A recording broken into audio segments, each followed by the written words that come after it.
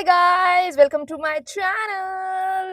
आजच्या मराठीचा big boss बघून खरंच मी एकच गोष्ट सांगते, विशालला सुद्धा माहित होतं की आज त्याचा पोपट पोपट होणार आहे. म्हणून खालपासून ते वरपर्यंत किंवा वरूनपासून ते खालपर्यंत पोपटी रंगाचे कपडे घालून आला होता. कारण की त्याला माहित आहे की आज माझा एवढा मोठा पोपट बनणार आहे, एवढा मोठा पोपट बनणार आहे. म्हणून मी एकच कामच करते ना, पोपटी रंगाचे कपडेच घालून जाते. यार मस्त कसा फ्लेवर फ्लेवर मजा येईल, मस्त अजून बघायला, ऑडियन्सला बघायला मजा येईल. किती विशाल काळजी घेते ना आमची. ज्या प्रकारे राकेशनं विशालचा पोपट केलं, विशालची जी हालत झालेली आहे, ज्या एवढी मजा आली, एवढी राकेशसाठी, यार लिटरली राकेशसाठी एवढा चांगला पोपट केलं की जो असते ना, मी खूप मोठा डॉन आहे, मीच प्रजाला चालवतो, मीच राजा आहे, माझ्यामुळे स्ट्रॅटेजी प्लॅन होते, मीच हा सर्व बिग बॉस चालवत आहे, मीच महाराजा आहे, मला सर्व बुद्धी आहे, मी कोणाच्या मागे नाही, फलाना फलाना. त्याच महाराजाची आज हालत अशी कम झालेली होती की असं फडफड फडफड फडफड फडफड फडफड फडफड करत होता लिटरली. मला सांगा, एवढा मोठा तू महाराज आहे, एवढा मोठा तुला स्ट्रॉंग आहे, तुला एवढा स्वतःवर विश्वास आहे, तुला ऑडियन्सवर विश्वास आहे, तर मग तू नॉमिनेशन मध्ये आला, जसं राकेशनं बजर दाबलं तर एवढा फडफड फडफड करायची काय गरज होती? त्यावर येण्याआधी आपण ना स्टार्टिंगच्या एपिसोडमध्ये जाऊन, जेव्हा स्टार्टिंगचा एपिसोड सुरू झाला होता आणि दीपाली किचनमध्ये होती आणि किचनमध्ये ते काहीतरी अनुश्रीसोबत कन्व्हर्सेशन करत होती आणि बाजूला मतलब गार्डनमध्ये एक तर सागर, मतलब बिलकुल त्याला बघायची इच्छा होत नाही, मतलब बिलकुल नाही. केव्हा जाणार आहे यार तुम्ही, त्याला वोट नको करा प्लीज. असं सागर आणि हा विशाल बसलेला होता. आता मला सांगा, एखादी मैत्री असते, आपण स्कूलमध्ये आपण सर्वच आपण शाळेमध्ये गेलेलेच आहोत. शाळेमध्ये कसं असतं ना, आपल्याला जळणारे व्यक्ती जास्त असतात, परंतु आपल्या फ्रेंड सर्कल मधलाच आपली चांगली मैत्रीण ते सर्वात जास्त आपल्याला जडते. त्याचा सोबतला सही उदाहरण म्हणाल तर हा सागर आणि दीपाली आहे. हा सागर दीपालीला एवढा जडते की जळू जळू एवढा राख होत आहे, एवढा राख होत आहे की मला असं वाटत आहे की अजून तो याची स्किन टोन डार्क झालेली आहे का काय. जळू जळू एवढा फर्र एवढा धुंगा निघत आहे त्याच्या आजूबाजूला लिटरली. मग काय असते ना, खूप जे लोक असतात ना आपल्याच मैत्रीला जडतात, आपल्याच लोकांना जडतात, ते काय करतात ना, ते एकटे बसत नाही. ते असे व्यक्ती ढूंढतात की ह्याची मी चुगली करीन, ह्याच्याबद्दल मी वाईट बोलीन, तर असा व्यक्ती पाहिजे जो मला सपोर्ट करणारा पाहिजे किंवा अजून त्या व्यक्तीबद्दल अजून वाईट बोलणारा पाहिजे. तर त्याला माहित आहे की विशाल सोबत मी कधी दीपालीची चुगली करणार तर विशाल अजून दीपालीबद्दल वाईट वाईट वाईट वाईट बोलणार. आता मला सांगा, मागच्या मागच्या मागच्या मागच्या एपिसोडमध्ये, म्हणजे खूप मागच्या एपिसोडमध्ये एक संतूचा टास्क होता आणि संतूच्या टास्क मध्ये सागरने म्हटलं होतं की दीपाली माझ्यासाठी इन्स्पिरेशन आहे, दीपालीने मी खूप मैत्रीण आहो, आपण कॉलेजमध्ये नाटकापासून सोबत आहो आम्ही, मतलब खरंच, मतलब दीपाली मतलब आई बहीण सारखीच आहे माझी, खूप मतलब खूप चांगली आहे. आणि दीपालीने कधीच सागरच्या विरुद्ध कधी गेली नाही, कधी त्याला नॉमिनेशन मध्ये पाडलं नाही, कधी त्याच्याबद्दल एवढ्या चुगल्या केलं नाही. सर्वात पहिले स्टार्टिंगच्या व्यक्तीने केलं नसतं, तो सागर होता जो पहिल्या दीपालीला मतलब नॉमिनेशन मध्ये पाठवलं होतं. आणि आता तो काय करताय ना, आजच्या एपिसोड मध्ये बघा किंवा मागच्या एपिसोड मध्ये, पण आजच्या एपिसोड मध्ये तो खूपच दिसत आहे कारण की त्याचा खूपच जडणं सुरू आहे, एवढा जडत आहे तो. मला सांगा, स्वतःची मैत्रीण आहे, स्वतः चांगला गेम खेळत आहे, ते किचन मध्ये लिटरली फक्त किचन मध्ये उभी होती तरी त्या विशाल सोबत बनते. काय हिला गरज आहे, हिला किचन मध्ये उभी राहायची, कसे काही जमते का यांना, मला काही माहितच नाही. मतलब असं असं वाटतं की त्याच्या बोलताना ना एका व्यक्तीची चुगली करत आहे. त्याच्या बोलतामध्ये असं वाटतं की एखादी स्त्री आली आहे का काय, किंवा स्त्री सारख्या हरकती त्याचे चालू असतात. आणि मग विशाल विशाल बिंग विशाल विशालला तशीही दीपाली आवडत नाही, मग अजून आगीमध्ये पेट्रोल टाकेल, आगीमध्ये तेल टाकेल, आगीमध्ये जो भेटला तो टाकेल आणि अजून त्या दीपालीच्या चुगल्या करत असतील. मतलब एवढ्या चुगल्या, बापरे बाप, की मतलब हा सागर एवढा ऑब्सेस आहे दीपाली पासून, एवढा जडते तिला. तुझी स्वतःची मैत्रीण आहे, तुझ्यापेक्षा गेम चांगला खेळत आहे, तुझ्या विरुद्ध आहे, तिचा काहीतरी दिसते रे, तिचा काहीतरी दिसते, पण तू काय आहे त्या विशालची पूज बनून राहिलेला आहेस. तू एवढा स्ट्रॉंग पर्सनॅलिटीचा आहेस, एवढा चांगला महाराष्ट्राचा एवढा मोठा कलाकार आहेस, एवढे तुला लोक ओळखतात. मी सुद्धा तुझी कार्यक्रम बघत होती, चला हवा येऊ द्या, आणि तुझी सुद्धा मी फॅन तर नव्हती, परंतु मला तुझं काम आवडत होता. आणि तू एखाद्या राक्षसाचे, जो राक्षस त्याला स्वतःची जीभ नाहीये, स्वतःचे दात नाहीयेत, काही नाहीये, तो फडफड करणारा, त्याच्याच मागे तू पुष्टी बनून राहिलेला आहेस. तुझं काय मत आहे? आता ह्या सर्व गोष्टी होतच होत्या पूर्ण एपिसोडमध्ये, सर्व काही गोंधळ चालू होता. तर तेवढ्यामध्ये एक सुंदर टास्क आला आणि मला सुद्धा तो मगर आवडला यार. असा मगर बसलेला होता, किती चांगल्या रीतीने डिझाईन केला ना, असा बसला होता. माझ्या थोबड्यासारखा तर नव्हता ना.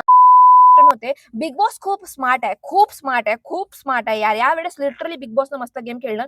दुसऱ्यांच्या गळ्यामध्ये दुसऱ्यांची पाठी दिलं की कोणालाही नॉमिनेशन करू नाही शकत, आणि असा गुंता केलं की तुम्ही कितीही सोडवण्याचा प्रयत्न केला तरी तुम्ही ह्याला सोडवू शकत नाही. किती तुम्ही मॅन्युप्लेटिंग केल्या, किती लोकांना कन्व्हिन्स करायचा प्रयत्न किती केला, काही केला तरीही तुम्ही काही करू शकत नाही, कारण की गुंतागुंती खूप होती.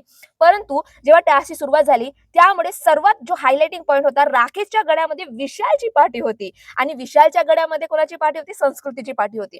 तर ह्याच्यामध्ये सिंपल होता की विशाल आतापर्यंत कधी नॉमिनेशन मध्ये आला नाही. मतलब विचार करा, त्यानं किती बकरे कापलं नाही. मतलब स्वतः मोठा बकरा बनून दुसऱ्यांना बकरे काटू काटू किती स्ट्रॉंग स्ट्रॉंग प्लेयरनं त्या माणसानं खाल्लं नाही लिटरली. मतलब रोशन दादा म्हणा, मतलब सचिन म्हणा किंवा प्राजक्ता म्हणा, प्राजक्ता तो तशी पण होती नाही म्हणा, रुचिताला सुद्धा त्यानंच खाल्लं.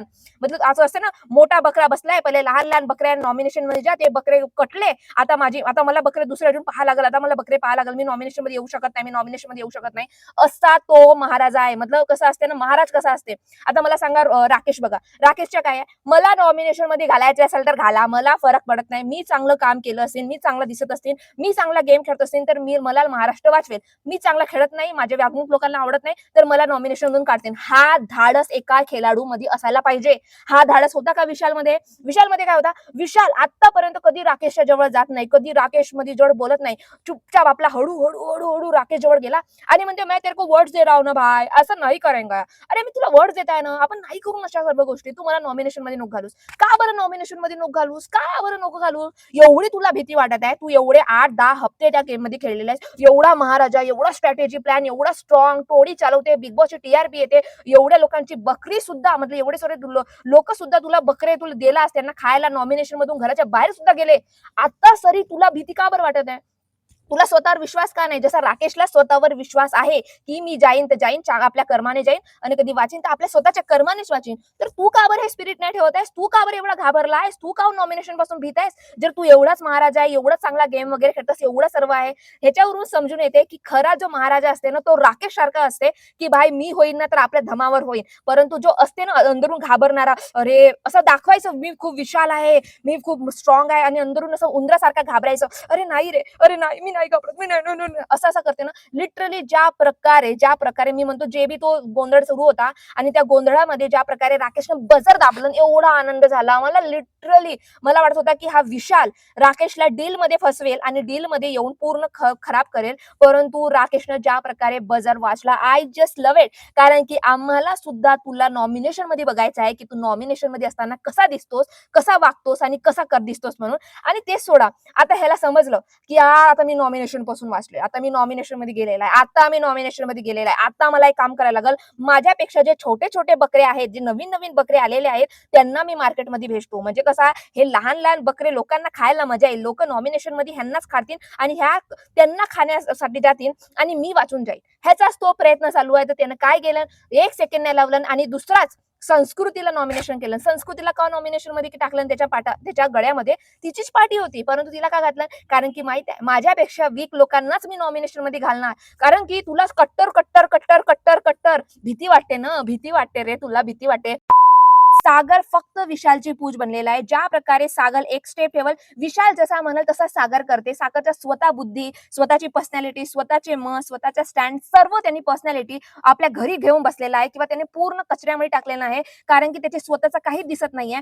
परंतु विशालने एकदाही वेळा सागरला म्हटलं नाही की तू एक काम कर, कारण की सागरच्या गळ्यामध्ये राकेशची पाठी होती आणि एकही वेळा म्हटलं नाही की तू राकेशला नॉमिनेशन मध्ये घाल. का बरं नाही म्हटलं? का बरं कन्व्हिन्स नाही केलं? एवढा त्याचा शत्रू आहे, एवढा त्याचा हे आहे, का बरं नाही म्हणलं? कारण की त्याला माहित आहे नॉमिनेशन मध्ये राकेशला येऊन काही फायदा नाही. कारण की अख्खा 9 हप्ते तो नॉमिनेशन मधून फर्स्ट क्लास वापस आलेला आहे आणि लोक त्याला वोट देतात, लोक त्याला स्ट्रॉंग प्लेअर आहे. आणि विशाल आणि राकेश हे दोघे कट समोर राहणार तर फक्त राकेशचा फायदा होणार आणि मी नॉमिनेशन मध्ये खाली जाणार आणि विशाल घराच्या बाहेर जाऊ शकते. हा त्याचा स्ट्रॅटेजी प्लॅन होता. हा एवढा घाबरते ना, हा एवढा घाबरते नॉमिनेशनला, हा विशाल एवढा नॉमिनेशनला, राकेश माझ्या नॉमिनेशन मध्ये येईल तर राकेश वाचेल आणि मी नॉमिनेशन मध्ये येईल तर मी हारेल, एवढा घाबरते. त्याचा एकच स्ट्रॅटेजी प्लॅन होता की आपल्यापेक्षा कमजोर जे बकरे आहेत ते लोक खाऊ शकतात, त्यांना मार्केटमध्ये, म्हणजे त्यांना नॉमिनेशन मध्ये घालवायचं. दुसरीकडे संस्कृतीच्या गळ्यामध्ये प्रभूचा होता आणि प्रभूच्या गळ्यामध्ये रेवाचा होता. आता मला सांगा, संस्कृती ज्या विशालच्या गळ्यामध्ये संस्कृती होती आणि संस्कृती ऑलरेडी नॉमिनेट झाली आणि प्रभू स्टार्टिंग पासून तिच्या मागे लागला होता संस्कृतीच्या की प्लीज यार तू मला वाचव, मी काही करू शकतो, तू मला वाचव वाचव वाचव वाचव. ज्या प्रकारे संस्कृतीने प्रभूला आपला म्हटलं की हो ठीक आहे, तू एक काम कर, तू रेवाचा घाल, मग मी तुला वाचवते. परंतु प्रभू गेला बिचारा, प्रभूने ऐकलं आणि रेवाचा नॉमिनेशन मध्ये घातला आणि पुढच्याच फेरीमध्ये संस्कृतीने प्रभूला दगा दिला, स्वतःच्या जबानावर आली नाही आणि विशालचं ऐकलं, सागरचं ऐकलं आणि त्याला सर्वजण खूप कन्व्हिन्स करत होते की प्लीज त्याचा घाल, कारण की तो नॉमिनेशन मध्ये गेला तर तो सर्वात वीक प्लेअर आहे आणि वीक प्लेअर आहे तो आपल्यासाठी फायद्याचे ठरेल आणि आपण आपण वाचून आणि तो बाहेर जाणार. परंतु आतापर्यंत कधीही प्रभू नॉमिनेशन किंवा बॉटम मध्ये आला नाही किंवा आला बी असेल तर वाचू जाते तो. तर प्रभूच्या लिटरली खूप कन्व्हिन्स करत होता, संस्कृतीला खूप कन्व्हिन्स करत होता आणि संस्कृतीने फक्त फक्त आणि संस्कृतीच्या डोका लिटरली आहे नाही मला असं वाटते. संस्कृतीला वाटत होता की आपल्यापेक्षा वीक राखी आहे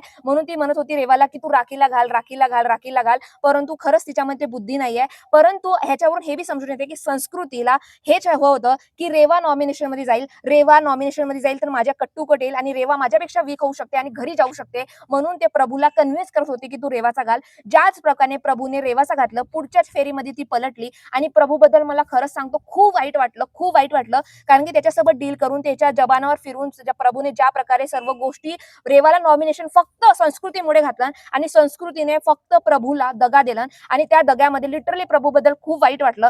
परंतु ह्या रीतीने नॉमिनेशन झालं, ह्या रीतीने त्याचा गोंदागोड झाला. परंतु ह्या पूर्ण आजच्या एपिसोडमध्ये हे समजून येते की विशालचा किती मोठा पोपट झालेला आहे आणि विशाल किती नॉमिनेशन पासून घाबरते. विशालला स्वतःवर काहीतरी कॉन्फिडन्स नाहीये की तो नॉमिनेशन पासून वाचू शकते आणि जसाच तो नॉमिनेशन मध्ये गेला तर त्याचा हाच एक मत होता की आपल्यापेक्षा लहान लहान बकरे मीन कसे नॉमिनेशन मध्ये घालू शकतो. तो एखादा महाराज असा एखादा स्ट्रॉंग प्लेअर असते, त्याला स्वतःवर विश्वास असते. परंतु विशालला स्वतःच्या विश्वास नाहीये, स्वतःच्या गेमवर विश्वास नाहीये, स्वतःच्या लोकांवर विश्वास नाहीये की भाई मी गेम खेळीन तर मी पुढे जाणार आणि मी वाचीन, एवढा सुद्धा विश्वास नाहीये. त्याच्यावर किती घाबरला तो दिसून पडते. तुम्हाला आजच्या एपिसोड बद्दल काय वाटते प्लीज मला नक्की कॉमेंट सेक्शन मध्ये सांगा आणि तुम्हाला माझा व्हिडिओ आवडला असेल तर please subscribe to my channel.